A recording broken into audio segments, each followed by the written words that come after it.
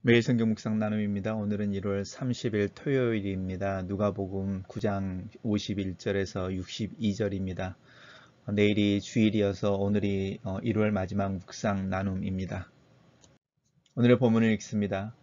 예수께서 승천하실 기약이 차감해 예루살렘을 향하여 올라가시기로 굳게 결심하시고 사자들을 앞서 보내심에 그들이 가서 예수를 위하여 준비하려고 사마리아인의 한 마을에 들어갔더니 예수께서 예루살렘을 향하여 가시기 때문에 그들이 받아들이지 아니하는지라. 제자 야고보와 요한이 이 일을 보고 이르되 주여 우리가 불을 명하여 하늘로부터 내려 저들을 멸하라 하기를 원하시나이까. 예수께서 돌아보시며 꾸짖으시고 함께 다른 마을로 가시니라. 길 가실 때에 어떤 사람이 여짜오되 어디로 가시든지 나는 따르리이다. 예수께서 이르시되 여우도 굴이 있고 공중에 새도 집이 있으되 인자는 머리둘 곳이 없도다 하시고, 또 다른 사람에게 나를 따르라 하시니 그가 이르되 나로 먼저 가서 내 아버지를 장사하게 허락하옵소서. 이르시되 죽은 자들로 자기의 죽은 자들을 장사하게 하고 너는 가서 하나님의 나라를 전파하라 하시고, 또 다른 사람이 이르되 주여 내가 주를 따르겠나이다마는 나로 먼저 내 가족을 작별하게 허락하소서. 예수께서 이르시되 손에 쟁기를 잡고 뒤를 돌아보는 자는 하나님의 나라에 합당하지 아니하니라 하시니라. 오늘 본문은 두 개의 단락으로 나누어져 있습니다. 단락별로 살펴봅니다. 첫 번째 단락입니다. 첫 번째 단락은 예수께서 승천하실 기약이 차감해라고 말씀하고 있는데, 이 승천이라고 하는 말이 하늘로 올라간다 이런 뜻도 있지만 떠난다라는 뜻입니다. 그래서 별세라고 이야기했던, 변화산에서 모세와 엘리야와 함께 이야기했던 그 별세라고 하는 단어가 이 승천이라는 단어에 이고, 그렇게 정해진 때가 있는데 그때가 이제 가까이 오기 때문에 주님이 그걸 알고 계시고 예루살렘을 향하여 올라가시기로 굳게 결심하셨다 이야기합니다. 영어로는 have to 이렇게 말하면서 반드시 가야만 하겠다고 주님이 결심하셨습니다.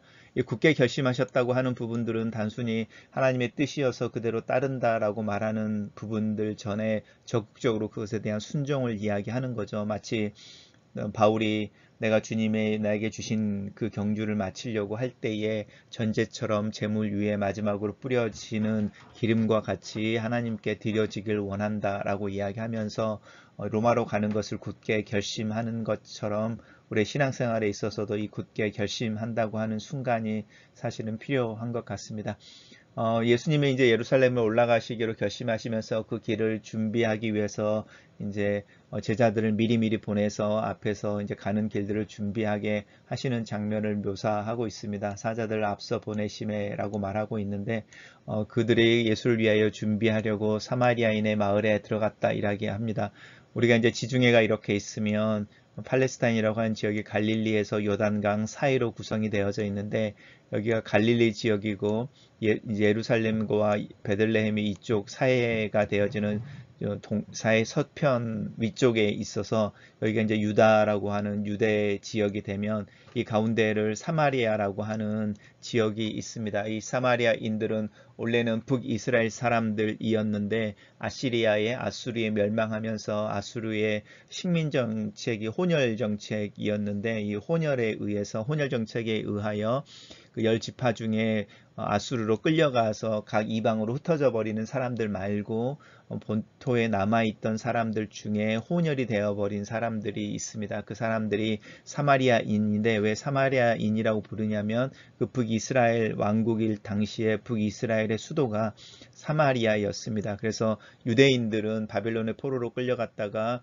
다시 돌아오는데, 바벨론은 문화 정책을 써서 혼혈이 아니라 70년 동안에 자기네들 순수한 이렇게 혈통을 또 문화를 지킬 수 있었습니다. 비록 70년이 지나면서 자연스럽게 자기의 조상들이 쓰던 히브리어는 잊어버려서 이제 아람어라고 이야기하는 그 바벨론의 또 페르시아의 언어들을 쓰게 되어지지만, 돌아왔을 때만큼 혼혈로는, 그러니까 혈연으로는 혼혈이 아니라 이제 순수한, 그래서 우리가 이제 유다 사람들을 유대인이라고 부르는 거죠. 그래서 유대인은 바벨론 포로로 끌려갔다가 돌아온 유다 지파 사람들, 거기에 베냐민의 얼마가 되는 숫자들이 있어서 이제 우리 유대인이 되는 거고, 12지파 중에 10지파는 사마리아인이라고 하는 혼혈족의 형태로 존재하고 있는데, 이제 이 유대인들이 자신들의 순수 혈통들을 이야기하면서 사마리아인들이 사실은 자기네들의 형제인 거죠. 역사를 조금 더 흘러가면. 그렇지만 다른 피가 섞였다는 이유로 서로 멸시하고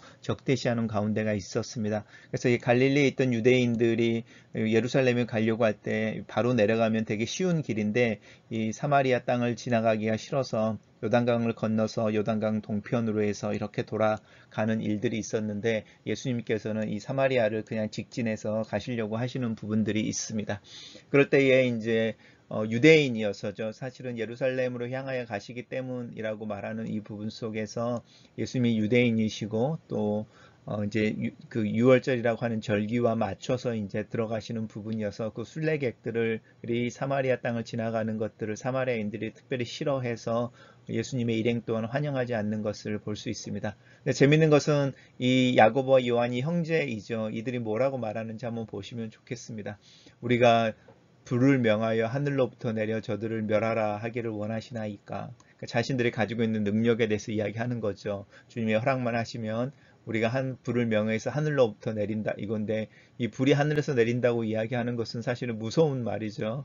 우리가 알고 있는 소돔과 고모라의 멸망 때의 현장 같은 이야기를 하고 있는 것이니까, 우리가 요한 이야기하면은 그 사랑의 사도라고 우리가 알고 있는데, 이 젊은 시절의 요한이 어떤 사람이었는지 그 성격을 볼 수 있습니다. 우리의 아들들, 야고보와 요한을 그렇게 부르는데 우리의 아들이라고 말할 만큼 굉장히 욱하는 성격이 있고, 우리가 어제 봤던 본문에서도 예수님의 이름으로 귀신을 쫓아내고 병을 고치는 사람들이 있었는데, 우리와 같이 주님을 따르지 않음으로 말미암아 못하게 했다, 금하게 했다, 이런 이야기를 하는 걸 보면 이 젊은 시절의 요한이 또 야고보가 어땠는지를 우리가 짐작해 볼 수 있고, 이들이 특별히 요한이 나중에 노년의 삶에 에베소라고 하는 곳에서 서로 사랑하라 이렇게 이야기하고 설교하고 내려갔다고 이야기하는 사랑의 사도, 또한 요한 일서를 쓴 요한이라고 참 상상이 어려운 부분이 있습니다.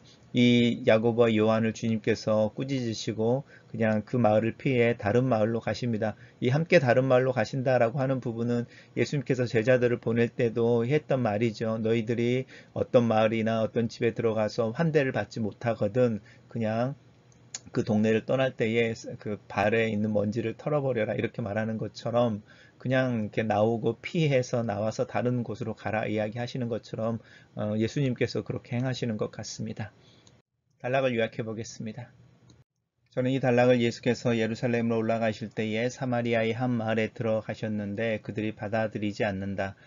야고보와 요한이 이를 보고 화를 내어 하늘로부터 불을 내려 저들을 멸하고자 청하지만 예수께서는 그들을 꾸짖고 다른 마을로 가신다라고 요약했습니다.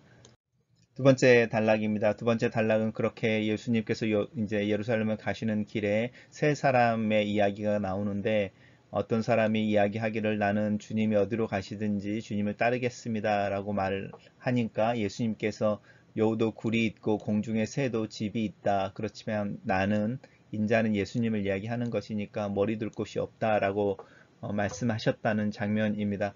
여우도 굴이 있고 공중에 새도 집이 있다라고 하는 것은 거처가 있다는 것이 더 안정감 있고 유랑하지 않고 정착되어지는 어떤 공간이 있다라는 뜻이기도 하고요.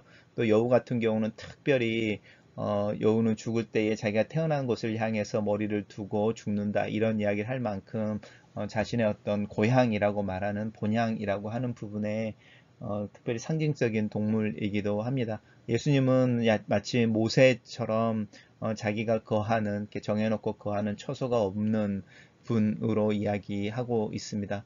그러고 나서 또 다른 사람을 만나는데, 이 다른 사람을 향해서는 주님의 제자로 부르시는 거죠. 나를 따라오너라 라고 부르시는데, 그가 나로 하여금 먼저 내 아버지를 장사하게 허락하옵소서 라고 말합니다. 지금 뭐 우리 문화에서도 마찬가지지만 돌아가신 아버지를 장사하는 것은 아들의 어떤 그 책임이기도 하고 또 특권이기도 한 거죠. 그래서 그 일을 먼저 하게 해달라는 것이고, 유대인들의 전통에 있어서는 당연한 우선순위의 문제인데, 주님께서 뭐라고 말씀하시냐면 죽은 자들로 자기의 죽은 자들을 장사하게 하고 라고 말씀하십니다. 이 부분은 우리가 이제 해석을 좀 잘 해야 하는데, 죽은 자들은 죽은 자들을 장사하게 하고 너는 가서 하나님의 나라를 전파하라 라고 말씀하실 때에 이제 우선순위의 문제에 있어서 이야기를 하고 있는 부분입니다. 또 그리고 이제 다른 사람이 또 나오는데 첫 번째 사람과 마지막 사람이 자청해서 주님을 따르겠다고 나오는 사람들인데요.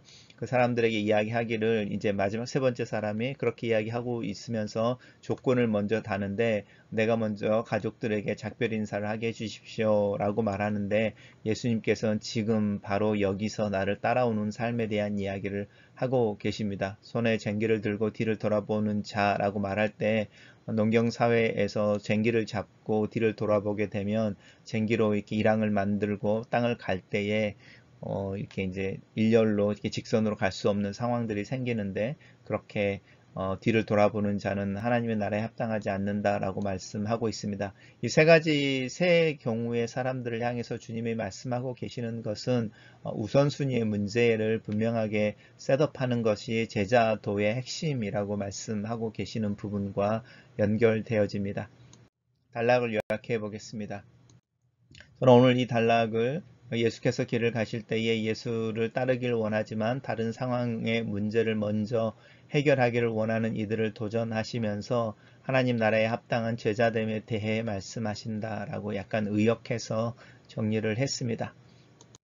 첫 번째 묵상 포인트입니다. 예수께서 예루살렘에서 고난을 받으시고 돌아가셔야 하는 것은 출애굽의 사명으로 받으신다.